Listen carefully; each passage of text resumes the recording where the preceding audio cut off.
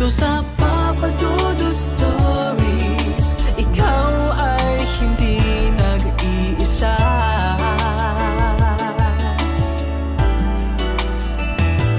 Dito sa Papa Dudut Stories, may nagmamahal sa'yo. Papa Dudut Stories, Papa Dudut Stories,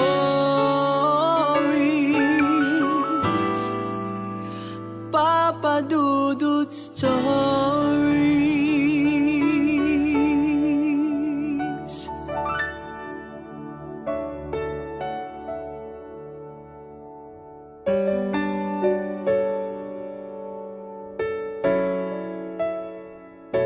Dear Papa Dudut, magandang araw po sa inyong lahat. Itago nyo na labang po ako sa pangalang Isa. Nagsimula po ang lahat nung ako ay 4 na taong gulang pa lamang. Nag-aaral na ako ng nursery noong mga panahon na yon, Papa Dudut. Dahil parehong nagtatrabaho ang mga magulang ko ay puro pinsan ko lang ang madalas kong nakakasama ng panahon na yon. Lahat ng gusto at ipag-utos nila ay sinusunod ko dahil sa takot ko na maiwan na mag-isa sa aming bahay. Isang araw ay nagbilin si Papa sa akin. Huwag na huwag mong bubuksan ang kwarto natin. Dapat ay hayaan mo itong nakalak. Mabilis na oo naman ang sagot ko.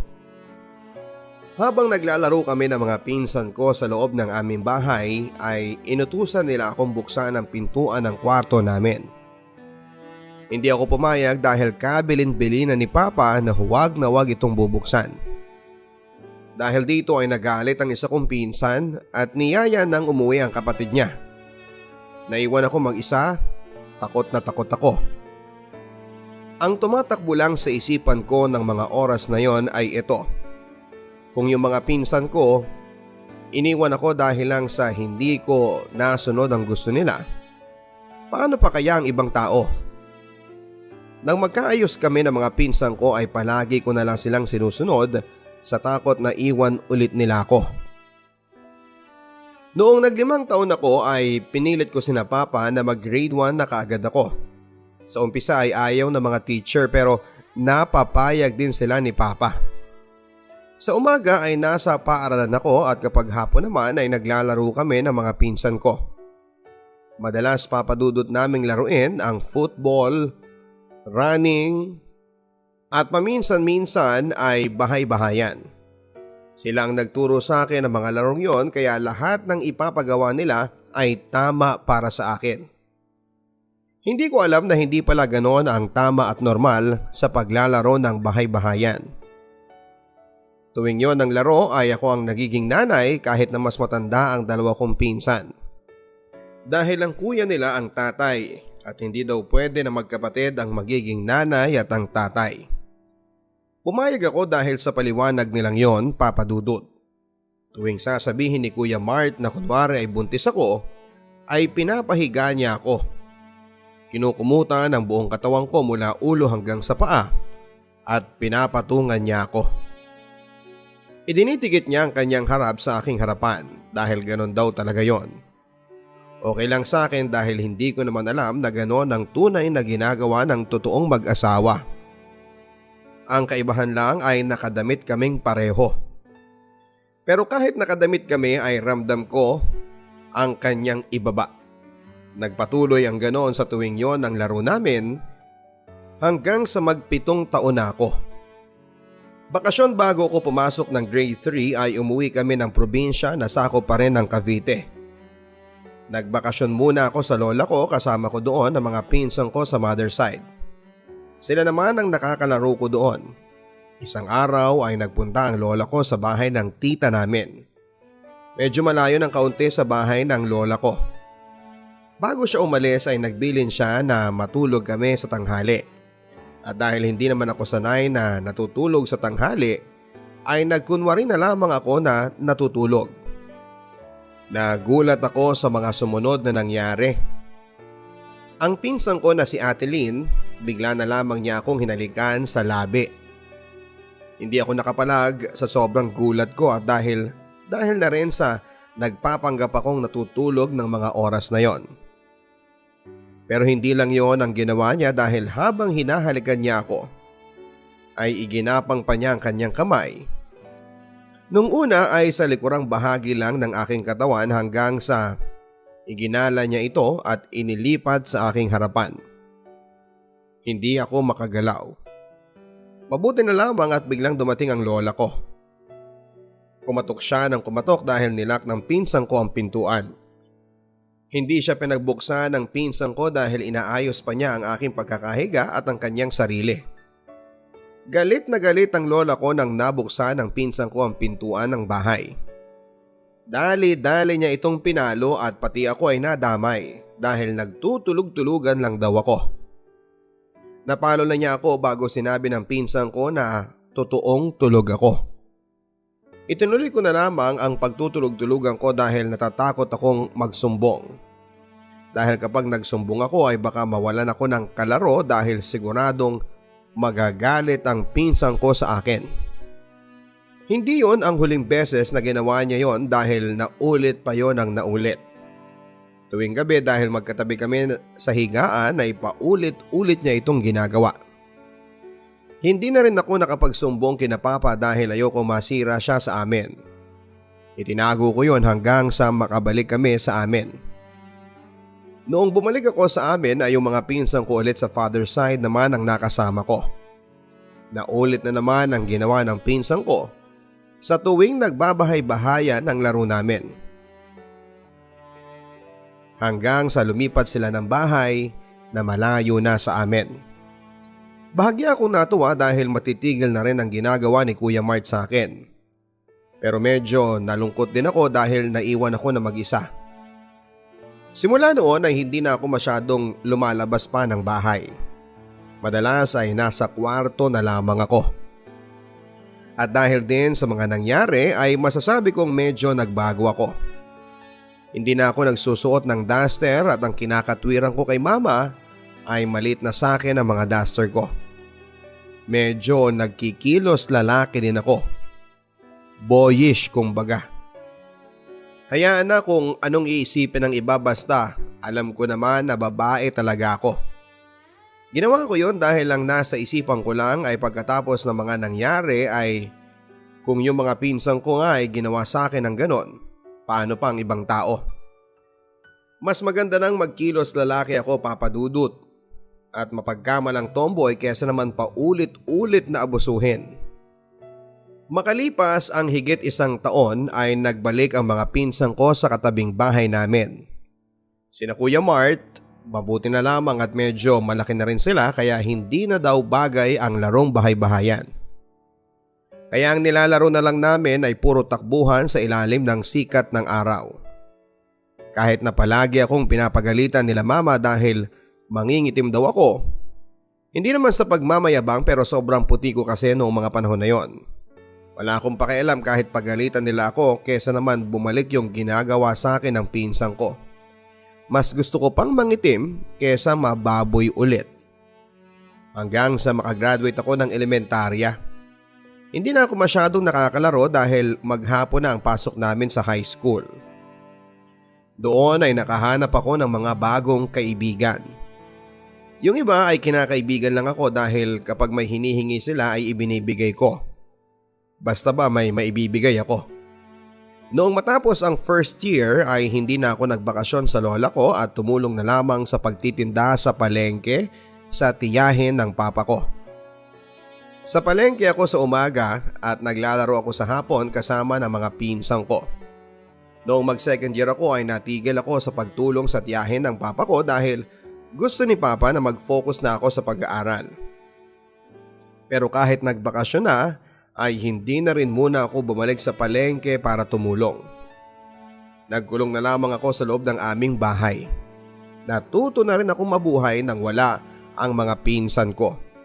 Mas okay na yon para hindi ko maalala ang mga nakaraan. Ang mga ginawa sa akin ng mga pinsan ko. Medyo nakatulong yon dahil hindi ko na masyadong naaalala ang mga ginawa nila. Iniisip ko kasi na mga bata pa kami noon at marahil ay hindi rin nila lubusang nalalaman o naiintindihan ang mga ginagawa nila. Mali ako dahil isang araw ay bigla akong pinagtripan ng isa kong pinsan, ang kapatid ni Kuya Mart, si Jay. Sinabi niya na isusumbong niya ako kina Papa dahil sa ginawa namin ng kuya niya noon. Mali ako dahil alam pala nila ang ginagawa nila at ako lamang ang hindi nakakaalam na masama yon. Masakit isipin na sarili kong mga pinsan ang gumawa sa akin ng ganon, na hanggang sa paglaki ko ay pinagsisisihan kong natakot ako mag-isa noong mga panahon na yon. At hindi ko man lamang sila naisumbong kina Mama at kay Papa. Noong nakatapos ako ng high school ay doon ako sa lugar ng lola ko nag-college. Malayo sa kabihasnan dahil bundok yung lugar na yon. Doon ay may mga nakilala pa akong ibang tao. Yung isa ay ibinigay pa ang number ko sa pinsan niya noong minsang nagbakasyon siya sa probinsya nila. Hanggang sa maging kami ng pinsan niya. Si Kim. Mabait siya pero hindi siya nag-aaral dahil kapos sila sa pangmatrikula.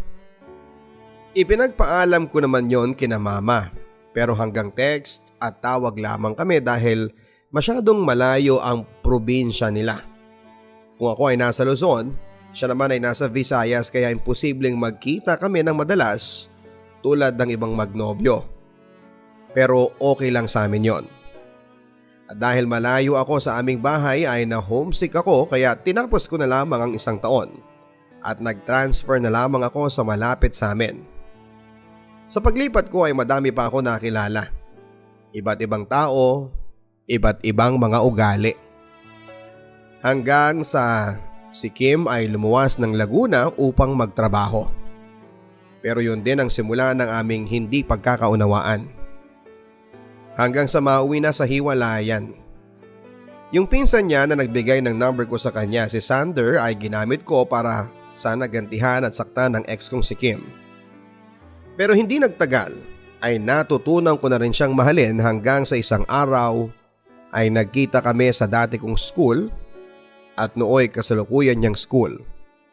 Doon ay hiningi niya ang isang bagay na hindi dapat ibinibigay ng isang babae sa hindi naman niya asawa. At dahil curious ako noong mga panahon na yon ay pumayag ako at ibinigay ko ang dapat na iniingatan ko sa pag-aakalang totoong mahal niya ako. Matapos yon ay pumunta pa siya sa aming bahay upang personal na magpakilala kina Mama pero makalipas lamang ang ilang buwan ay hindi rin kami nagtagal dahil umuwi siya ng probinsya at doon ay naghanap na ng iba.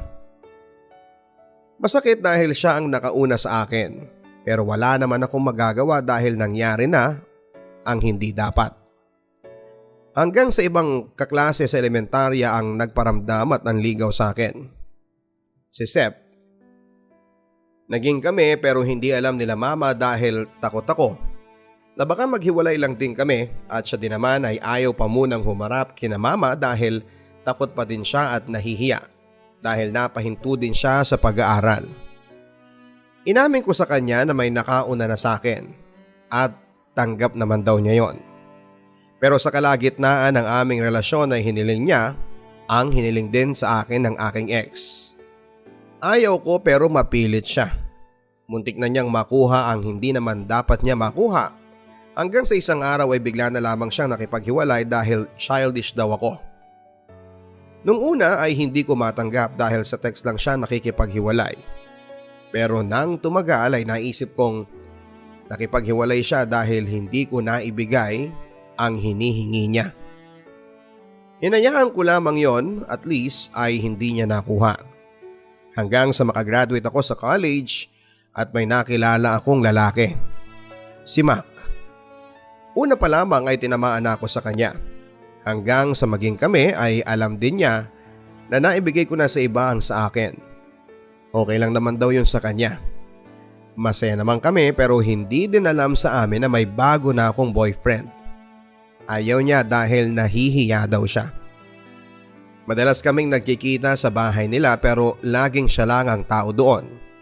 Minsan ay andun ang kapatid niya pero aalis din, kaya kami lang ding dalawa ang madalas na naiiwan. Hindi alam sa bahay na sa kanila ako madalas galing kapag ginagabi ako ng uwi dahil ang alam nila ay overtime ako sa trabaho. Hanggang sa dumating ang araw na hiningi din niya ang hindi dapat. At dahil mahal na mahal ko siya, ay nagpaubaya naman ako sa kanya. Paulit-ulit naming ginagawa ang bagay na yon. May pagkakataon pang muntik na kaming mahuli dahil biglang dumating ang nanay niya. Nung araw na yun din ay pinakilala niya ako sa nanay niya. Hanggang sa magtagal ay laging sinasabi ng nanay niya na gusto niya akong maging manugang. Masarap sa pakiramdam dahil akala ko ay siya na. Hanggang sa nagkasakit siya, ayaw niyang magpaalaga. Minsan nagpunta ako para sana alagaan siya pero pinagtabuyan niya ako. Minura pa niya ako dahil ayaw kong umalis sa tabi niya pero napilitan na rin akong umuwi hanggang sa isang araw ay may natanggap akong text. Galing yon sa kanya. Wag na wag ka nang pupunta sa amin hanggat hindi ko sinasabi dahil nakakahawa ang sakit ko. Nabigla ako sa text na yon, Papa Dudut. At dali-dali ay tinext ko ang pinsan niya, si Ate Rhea. Tinanong ko kung totoong may sakit siyang nakakahawa at kung ano yon. Sumagot naman siya at sinabing may sakit daw siya sa atay, may hepa. Hepa A daw ang sabi niya. Buti na lang daw at nagagamot yon. Doon ako sa pinsan niya humingi ng update sa kalagayan niya dahil hindi siya nagte-text. Hanggang sa isang araw ay nakipagkita ako sa pinsan niya para magbigay ng kaunting prutas para sa kanya. Mabuti na lamang at mabait ang pinsan niyang yon at pumayag din sa hiling ko na huwag sasabihin kay Mark na nagte-text ako sa kanya. Hanggang sa isang araw ay sinabi ng pinsan niya na magaling na raw ito kaya pumunta ako sa kanila ng sumunod na araw. Pero parang hindi siya natuwa na pumunta ako sa kanila. Noon lang ulit kami nagkita pero parang hindi man lang niya ako na-miss. Hanggang sa ihatid na niya ako sa labasan nila dahil may pupuntahan pa daw siya. Nakasabay ko pa sa bus ang nanay niya at ang bunso niyang kapatid. Ibinayad pa nga ako ng nanay niya dahil nauna silang bumaba sa akin. Hindi ko muna siya kinulit dahil baka lalo lang siyang mainis dahil sa pagpunta ko sa kanila kahit na hindi naman niya sinasabing pwede ko na siyang puntahan. Hanggang isang text ang nagpabangon sa akin ng gabing yon. Nag-text ang isang kaibigan ko na kakilala niya at sinabing makipaghiwalay ka na kay Mac. Dali-dali akong nag-load at tinanong siya. Bakit? Saka siya sumagot ng hindi ka na mahal ni Mac. Nag-chat siya sa akin at nagpapatulong kung paano makipaghiwalay sa'yo. Nagimbal ako sa mga nabasa kong reply ng kaibigan ko. At pagkatapos noon ay tinext ko si Mac. Ang sama-sama mo. Hindi ko alam kung bakit yon ang unang na-text ko sa kanya. Marahil ay dahil na rin sa sobrang pagkabigla. Nasa kaibigan ko pa niya sinabing gusto na niya akong hiwalayan. Nag-reply naman siya ng sorry at sinundan pa niya ng gulong-gulo lang talaga ako.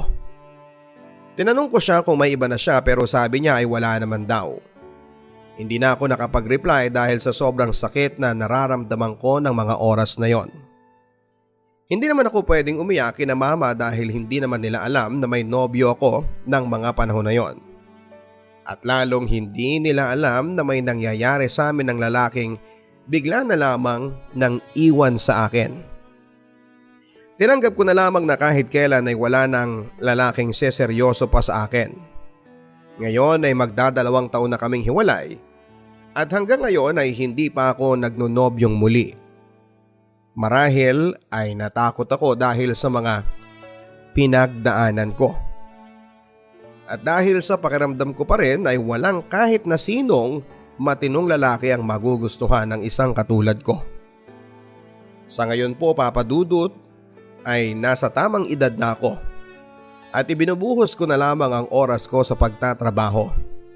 Pero hindi pa rin maiwasan na maalala ko ang mga nangyari sa akin noong bata pa ako. Papa Dudut, isinulat ko po ang kwento ko para hindi natularan ng iba at magsilbing aral na din para sa kanila. At para na rin po humingi ng payo kung paano kong makakalimutan ang bangungot ng aking nakaraan, na hanggang sa ngayon ay mahirap pa ring alisin sa aking isipan. Naway sana sa mga nakikinig po sa programa ninyo ay mag-post po sila ng mga comments nila tungkol sa kanilang advice. Hanggang dito na lamang po, Papa Dudut, at sana po ay mabasa ninyo ang aking kwento. Maraming salamat. Nagmamahal, Isa. Ang buhay ay mahiwaga, laging may lungkot at saya. Sa Papa Dudut Stories, laging may karamay ka.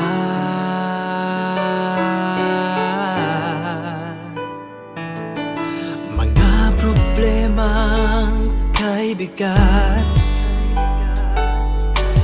dito ay pakikinggan ka.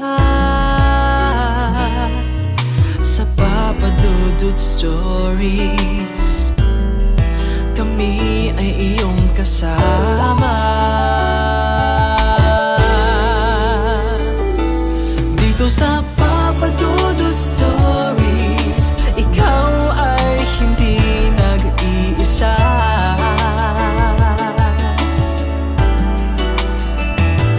Dito sa Papa Dudut Stories, may nagmamahal sa'yo. Papa Dudut Stories, Papa Dudut Stories.